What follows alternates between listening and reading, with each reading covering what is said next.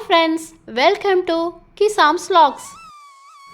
இன்றைக்கி நாம் பார்க்க போகிற ரெசிபி க்ரீமியாக ரொம்ப சீஸியாக இருக்கக்கூடிய பென்னி பாஸ்தா ரெசிபி தான். எப்படி செய்யலான்றதை பார்க்க போகிறோம். ரொம்ப ஈஸியான மெத்தட். சின்னவங்கலேருந்து பெரியவங்க வரைக்கும் எல்லாருக்குமே ரொம்ப பிடிக்கும். வாங்க இப்போ வீடியோக்குள்ளே போய் குயிக்காக எப்படி செய்யலான்றதை பார்த்துலாமா. ஃபஸ்ட்டு நம்ம இந்த பாஸ்தாவை வேக வைக்க போகிறோம். பாஸ்தா நிறைய டிஃப்ரெண்ட் ஷேஃபில் இருக்குது. ஒவ்வொரு ஷேஃபுக்கும் ஒவ்வொரு பேர் உண்டுங்க. இன்றைக்கி நம்ம எடுத்துருக்கிற இந்த ஷேஃபுக்கு பேர் பென்னி பாஸ்தா. ஃபஸ்ட்டு நம்ம இதை மூழ்கிற அளவுக்கு தண்ணி ஊற்றி 1 டீஸ்பூன் அளவுக்கு உப்பு போட்டு 1 டீஸ்பூன் அளவுக்கு எண்ணெய் ஊற்றி நல்லா மிக்ஸ் பண்ணிவிட்டு வேக வச்சிடலாம். எப்படியும் ஒரு அரை மணி நேரம் கிட்ட ஆகும் இது நல்லா வெந்து வர்றதுக்கு. வெந்ததுக்கப்புறம் வடிகட்டி தனியாக எடுத்து வச்சுருங்க. இப்போ நம்ம பாஸ்தாவுக்கு கடைசியாக ஆட் பண்ணுறதுக்காக ஒரு க்ரன்ச்சி சில்லி ரெடி பண்ண போகிறோம். அது எப்படி பண்ண போகிறோம் அப்படின்னா, 1 டீஸ்பூன் பட்டர் போட்டு இந்த பட்டர் நல்லா உருகினதுக்கப்புறம் 1 டீஸ்பூன் பிரெட் க்ரம்ஸ் சேர்த்துக்கோங்க. அதுக்கப்புறம் ஒரு 4 பச்சை மிளகாவை பொடியாக கட் பண்ணி அதையும் சேர்த்துக்கோங்க. இப்போ இது எல்லாத்தையும் நல்லா மீடியம் ஃப்ளேமில் வறுத்துக்கணும். அந்த பட்டரோட இந்த பிரெட் க்ரம்ஸும் பச்சை மிளகாய் சேர்ந்து வறுபடும் போது ரொம்ப க்ரன்ச்சியாக சூப்பராக இருக்குங்க. ஒரு ஸ்வீட்டும் ஒரு காரமும் சேர்ந்து அந்த பட்டரில் வறுபடும் போது ஒரு யூனிக்காக இருக்கும் இந்த ஃப்ளேவர். உங்களுக்கு கண்டிப்பாக ட்ரை பண்ணி பாருங்கள். இதை நம்ம பாஸ்தா செஞ்சதுக்கப்புறம் கடைசியாக ஆட் பண்ணோம். அதுக்காக இதை நான் ஓரமாக எடுத்து வச்சிடுறேன். இப்போ நம்ம பாஸ்தாவை செய்யறதுக்கான டைம் வந்துடுச்சு. இப்போ கடாயில் பார்த்திங்கன்னா ஒரு 2 டேபிள் ஸ்பூன் அளவுக்கு பட்டர் சேர்த்துக்கோங்க.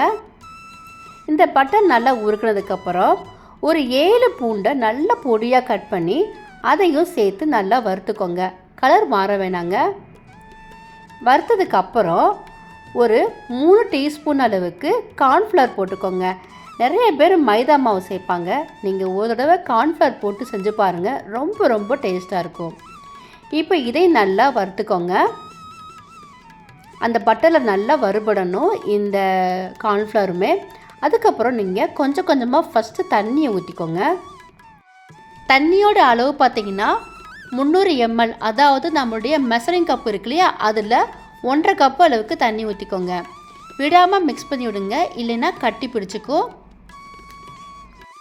அதுக்கப்புறம் நம்ம பால் ஊற்ற போகிறோம். பாலுமே அதே மெஷரிங் கப்பில் 1.5 கப் அளவுக்கு ஊற்றி நல்லா மிக்ஸ் பண்ணிக்கோங்க. ஒரு 5 நிமிஷம் ஆகும். ஏன் நம்மளுக்கு பாலும் நல்லா கொதிக்கணும் இல்லையா. ஒரு 5 நிமிஷம் விடாமல் நீங்கள் கிண்டி விட்டே இருந்தீங்கன்னா நல்லா க்ரீமியாக வந்துடும். இப்போ இதில் நீங்கள் சிக்கன் ஸ்டாக் 1 க்யூப்ஸ் நீங்கள் சேர்த்துக்கோங்க. இது ரொம்ப டேஸ்ட்டாக இருக்கும் இந்த க்யூப்ஸ் நீ சேர்க்குறதுனால. இல்லை உங்கள்கிட்ட இந்த க்யூப் கிடைக்கல அப்படின்னீங்கன்னா, நம்ம மேகி பாக்கெட் வாங்குவோம் இல்லையா, அதில் நம்மளுக்கு ஒரு பாக்கெட்டில் மசாலா கொடுப்பாங்க இல்லையா, அந்த மசாலா கூட நீங்கள் இதில் சேர்த்துக்கலாம். சேர்த்துட்டு நல்லா மிக்ஸ் பண்ணிக்கோங்க. அடுத்ததாக நம்ம காரத்துக்காக பெப்பர் பவுட்ரு போடுறோம். உங்கள்கிட்ட ஒயிட் பெப்பர் பவுடர் இருந்தால் நீங்கள் அதை கூட சேர்த்துக்கலாம். என்கிட்ட பிளாக் தான் இருந்தது, அதனால நான் 1 டீஸ்பூன் அளவுக்கு பெப்பர் போட்டு நல்லா மிக்ஸ் பண்ணிக்கிறேன். இது நல்லா மிக்ஸ் பண்ணதுக்கப்புறம் இப்போ நான் மொசரல்லா சீஸ் சேர்க்க போகிறேன். இந்த சீஸ் 1 கப் அளவு. உங்களுக்கு இன்னும் அதிகமாக கூட நீங்கள் சேர்த்துக்கலாம். மேக்ஸிமம் நீங்கள் 1.5 கப்பு வரைக்கும் நீங்கள் இதில் சேர்த்துக்கலாம். சேர்த்துட்டு நல்லா மிக்ஸ் பண்ணிக்கோங்க. இந்த சீஸ் எல்லாமே நல்லா சூட்டில் நல்லா இலகி வரணும். அந்தளவுக்கு நல்லா மிக்ஸ் பண்ணதுக்கப்புறம் தான் நம்மளுக்கு இந்த ஒயிட் சாஸ் ரெடி ஆகும். பாருங்கள், இந்தளவுக்கு ரெடி ஆயிடுச்சு. இந்த டைமில் நம்ம வேக வச்சு எடுத்து வச்சுருக்கோம் பென்னி பாஸ்தா, அதை சேர்த்துட்டு நல்லா மிக்ஸ் பண்ணிக்கோங்க.